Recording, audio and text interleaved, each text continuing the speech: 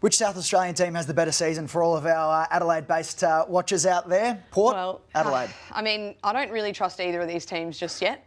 We saw the best of Adelaide 2 years ago and then not great signs last year, and Port were sort of thereabouts again. They were great all season, had little peaks and troughs here and there, but ultimately finished top 4, weren't able to make it all the way through to a grand final again. So I think you can't really say that Adelaide are going to have a better season than Port, but I'm iffy on both, really. What about yourself, Xander? I like the Crows this season a little bit more than I have in the seasons gone by. I think Peatling is a great addition. Neil Bullen has shown how much of a leader he's been on the track already, and all the rages about Sid Draper over there as well. I think that they can play finals this year. They probably have to.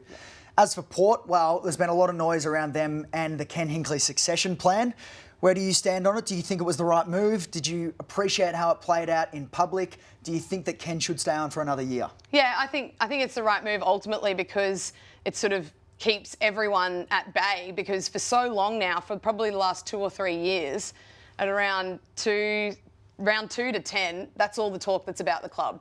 Okay, what's happening to Ken? Will Ken still be there at the end of the year? Will Ken still be there next week? It's happened so many times, and I feel like this is a bit of a contingency plan to just say, right, he's got the year, that's what's happening. Don't ask us any questions about it because we've made the decision. I also think it sort of dangles the carrot too for the Port players, and we've said so many times that they're so passionate about Ken, they love playing for him.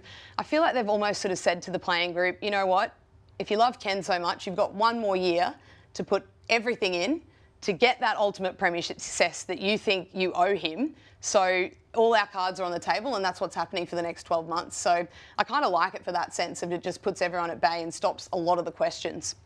It seems that a widely held view is that maybe some players and officials within the club will see this as a season that's already been wrapped up before it started, as one that isn't serious if they don't see that Ken is the man for them moving forward. As a former player, do you think that that would be a sentiment that is in the club at the moment? No, I completely disagree with that. I think they've said that this is what's happening and that, yes, Ken is the coach for this year. I think it's a real... Succession plans, when they're done well, they work well. And we've seen some work. We've seen some absolutely not work as well. So I think if they have what they need in place, it's actually a really nice period to sort of hand over to a new coach to make sure that when they step sort of in the door as the head coach in sort of 12 months' time or less than 12 months, that they know what they're doing. They know what's expected of the playing group, and the playing group know what's expected from them as well. I think it sort of helps shore up a lot of that too.